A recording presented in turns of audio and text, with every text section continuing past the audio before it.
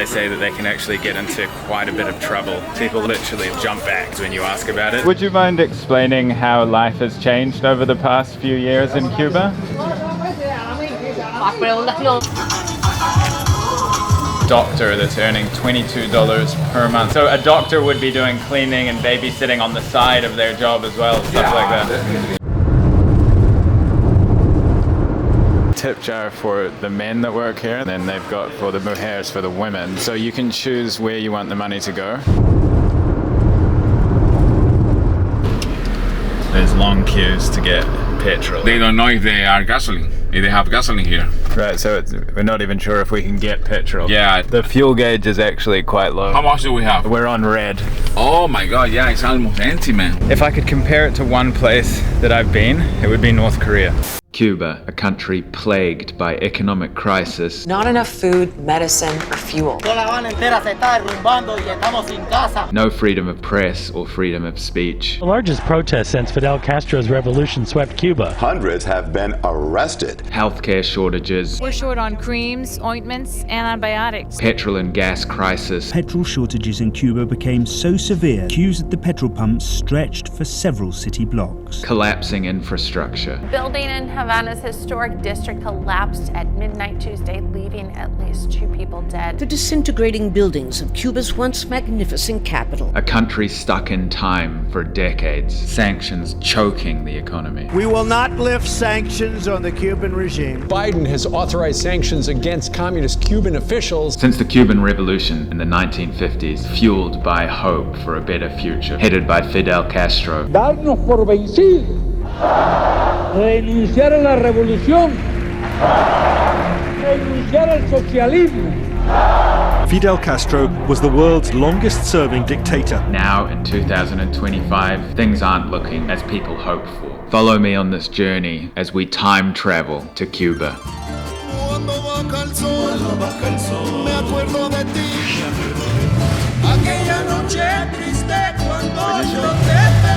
300 pesos.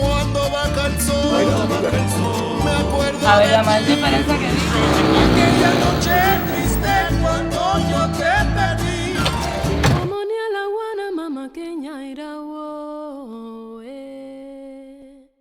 Welcome to Havana. Today we're leaving the capital city of Cuba and we are going to drive down to a town called Matanzas, and then we're going to go further on to a city called Santa Clara. I think it's going to be a completely different life out there in the countryside, in the rural areas. A lot of the parts of the city here are crumbling and falling down, even right close to the center, to the Capitol building and everything. We're gonna jump in a car, got a driver, try and meet some people and see the rural life of Cuba. It's kind of like time travel here. So for example, in the hotel reception, I just saw somebody smoking a cigarette working in the office inside. So it should give you a good idea of kind of the situation here. People are very nice, very friendly. It's got a great vibe, but obviously mixed in with a lot of struggle and hardship. So I'm gonna jump in the car. Let's head off on a road trip around Cuba.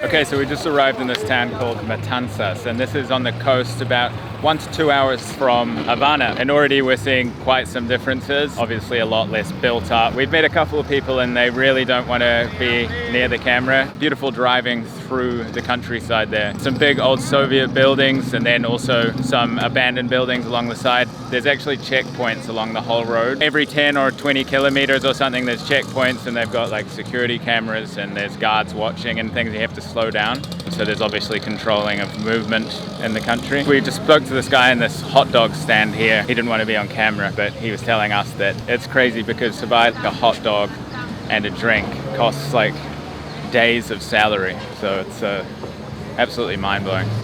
Okay, so we're here with Lourdes, and would you mind explaining how life has changed over the past few years in Cuba? ¿Cómo ha cambiado la vida en los últimos años en Cuba, Lourdes? ¿Cómo la sientes? Más preguntas no, me hablaste de negocio. Me hablaste de negocio, no me hablaste de la vida en Cuba. Talk about the business Y menos grabando. Okay. How is business here then? ¿Cómo está el negocio acá? ¿Tienes tiempo con él? ¿Qué tiempo tienes? 7 años. She has 7 years and she said that the business is okay here. Okay. ¿Mucha gente turista acá? Not many tourists? Not too many tourists. Gracias. Okay. So we climbed onto this bus here, as this is how the majority of people get around. And we wanted to find out how much it costs. So we asked one of the locals on the bus how much it costs for 1 hour's travel on this bus. Keeping in mind that we've met quite a few people that only make 3,000 to 4,000 pesos per month in their jobs, which is around $10 using the black market exchange rate, which is what they use. For how long? 1 hour. For 1,000 pesos for an hour. But how do people afford it if it's $8 a month? That's a good and question. Doctors are earning $22. You have to have any other incoming entrance. I mean, if you only have a low salary, you have to do other stuff. Other people cook, other people take care of children. Babysitting, cleaning, just anything you can do. Anything. We met somebody who knows a doctor that's earning $22 per month as a doctor, qualified doctor. So a doctor would be doing cleaning and babysitting on the side of their job as well, stuff like that. I guess, yeah, definitely. Mamones están parados. ¿Y cuánto cuesta? So you're buying some avocados, Lenny? Yeah, I'm gonna buy one. Do you grow these at your house? Yeah, he has a tree in his house and he sells in the street. How much does it cost for one? 100 pesos cubanos. Wow, and how many do you sell a day? He brings 40 or 50, he sells everything every day. Oh wow, that's a pretty good business, It's huh? a good business, yeah. Yeah. And do you have a family? One is coming now. Oh, One okay. is coming. So you got to save up money to put food on the table. It's not good for him, the economy. I mean, the same money and everything is more expensive now. Gasoline was one of the problem of the problem here. Okay, so we've left Matanzas and we are on the way to Santa Clara now, so a couple more hours on the road, and that's quite a big bustling city, so there'll be many people to meet and see what we can see on the way as well.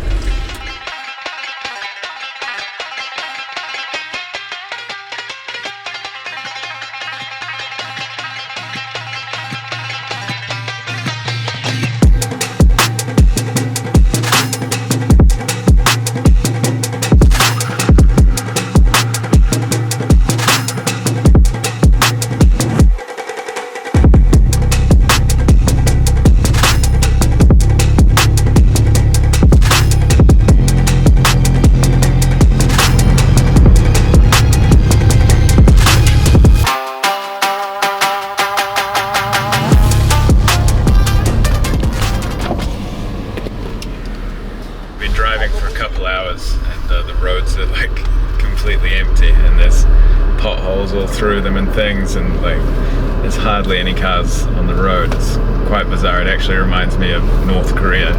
Bumpy roads, no cars on them for a long way. But we've come to a petrol station and there's heaps of cars here. That there's long queues to get petrol. They don't know if they are gasoline. If they have gasoline here. Right, so we're not even sure if we can get petrol. Yeah, let's see. Let's wait to see what's going on. The fuel gauge is actually quite low. How much do we have? We're on red. Oh my god, yeah, it's almost empty, man. There are two systems here for getting gasoline. One is in dollar and the other is in Cuban pesos. In Cuban pesos, you only have 40 liters weekly. In dollars, you can have anything you want. So if you pay in Cuban pesos, then you've got a limit of 40 liters. But if you pay in US dollars, you can buy as much as you want. As much as you want. So we're just in the petrol station here, and this is something quite interesting. They've got the tip jar, because they're serving coffee and things here as well. and they have a tip jar for the men that work here. There's a man in the kitchen and a man over there serving somewhere else, and then they've got for the mujeres, for the women. So you can choose where you want the money to go. Most people are tipping for the men, and the women's jar is almost empty. Cheers.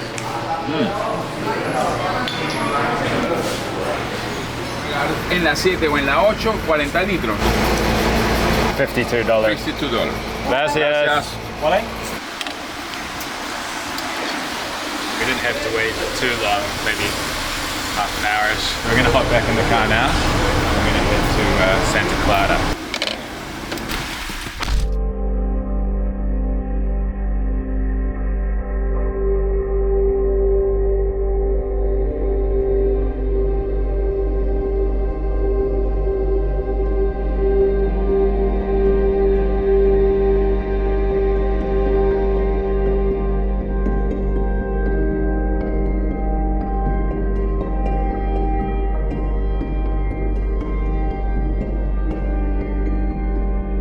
Okay, so we've arrived in Santa Clara. Actually, it's the birthplace of Fidel Castro, so quite a sacred place in Cuba. We actually just tried to stay at this hotel. We just tried to turn up and get a room.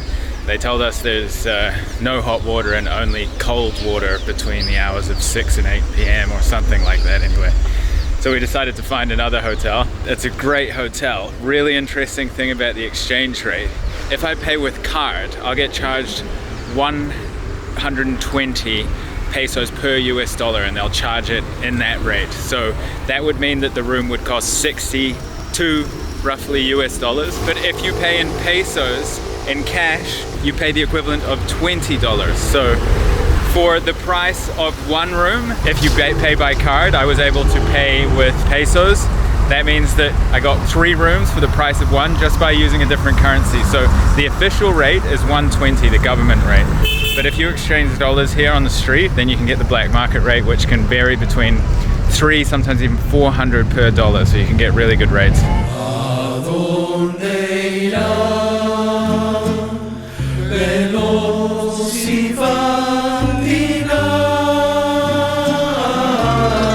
Really interesting thing you might be seeing, I'm wearing a bracelet here. When we checked in, the hotel put different colored bracelets on us. One bracelet was blue for the driver, and then me and my friend Lenny, we got white ones because we're foreigners. This place is absolutely fascinating in the sense that it's, if I could compare it to one place that I've been, it would be North Korea. Big empty roads, not many cars on the streets. These pastel Soviet colors that you'll see around. It's the closest country to North Korea that I've been. I'd never thought that I would find it in the Caribbean. You can also see no advertising. There's no like capitalism branding or anything around. There's no billboards, anything like that. So it makes for quite an interesting place.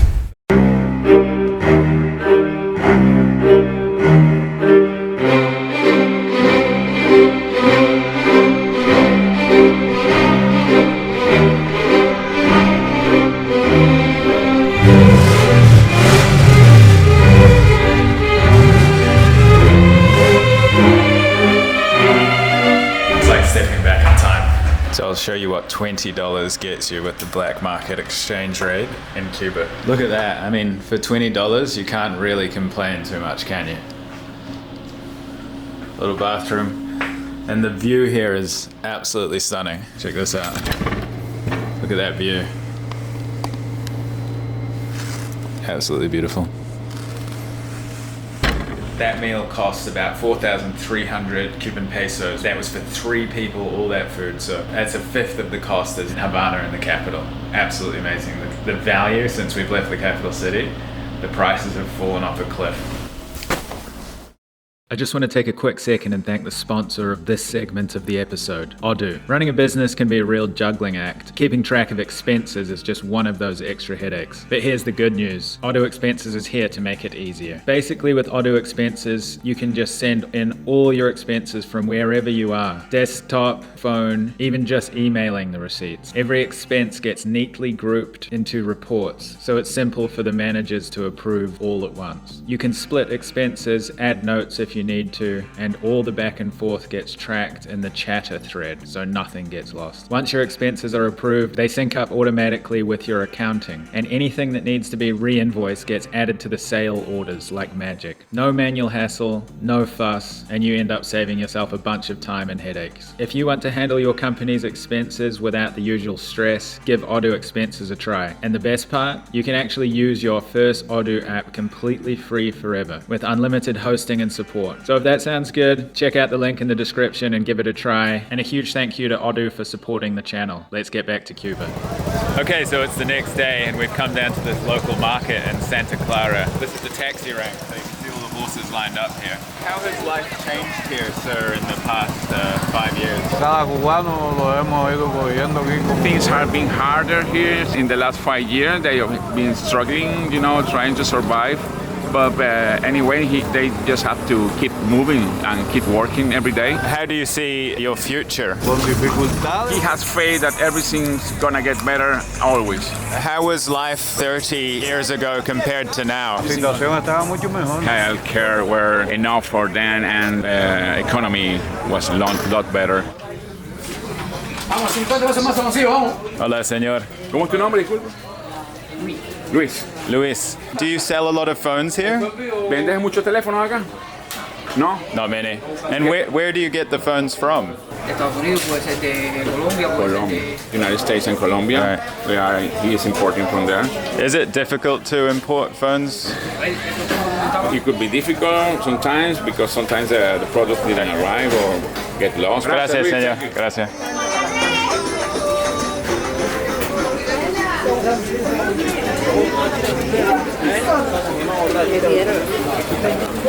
So we have actually asked quite a few people, shopkeepers and things, if they'd be willing to answer a few questions on camera about just life generally and things, but a lot of them just say no, like they can't be on camera. They're happy to answer questions off camera, but they say that they can actually get into quite a bit of trouble. And they're not willing to take that risk, which of course I absolutely understand, but it does, however, show the situation and how people are very wary of what they do and don't say, especially to a foreigner with a camera asking questions about the quality of life and things. People just sometimes, like you saw yesterday, people like literally like jump back sometimes when you ask about it, so I think that speaks volumes about the situation and speaking freely about how life is.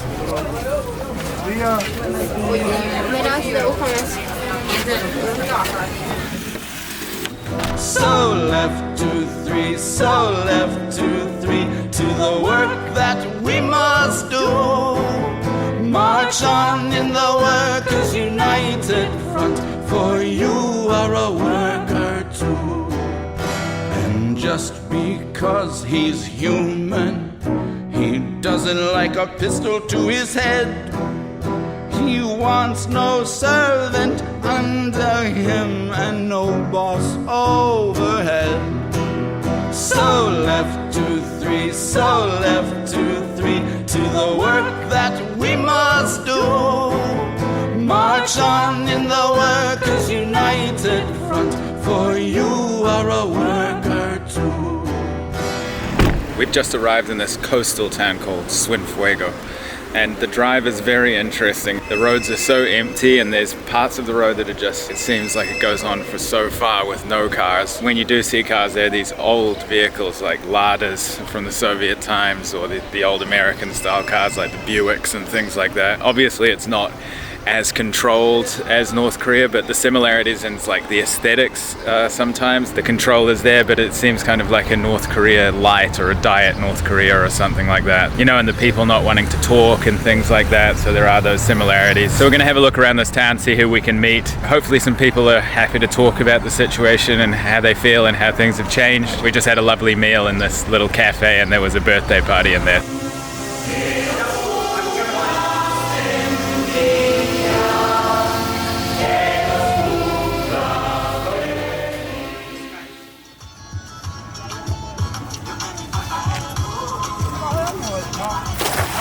We've met a local fisherman here. I see you've got a bucket of fish in your bike there. Is that a good business? Sí, aquí sí.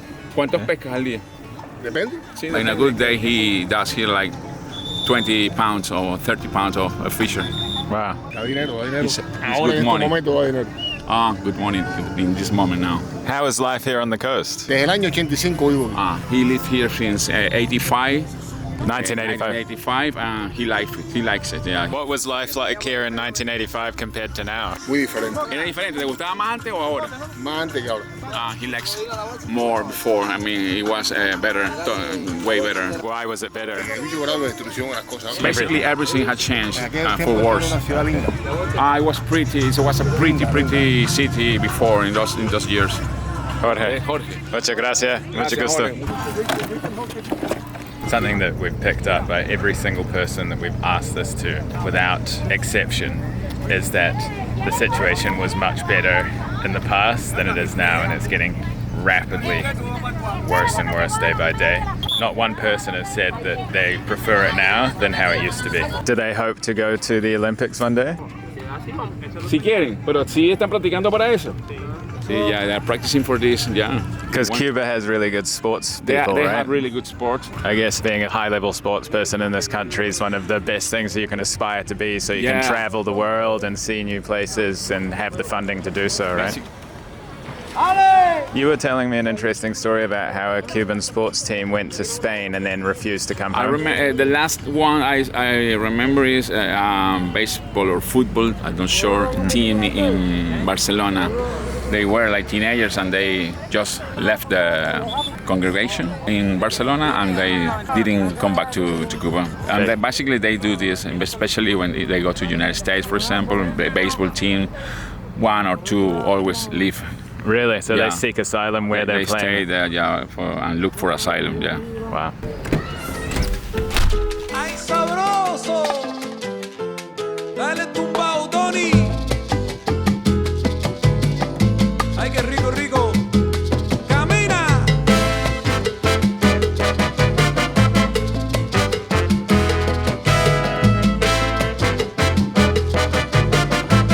¿Cómo dice mi coro ahí? Juega bonito, juega con el tumbao. La verdad, juega bonito, juega con el tumbao. Sabroso. Juega bonito, juega con el tumbao.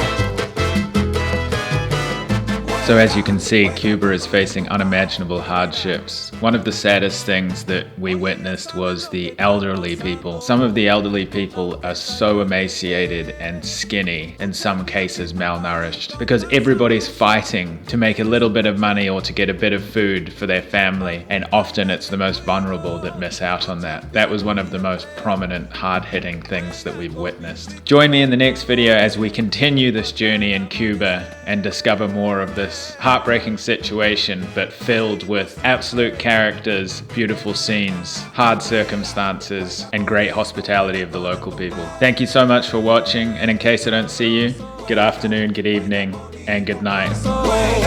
Juega bonito, juega con el tumbao.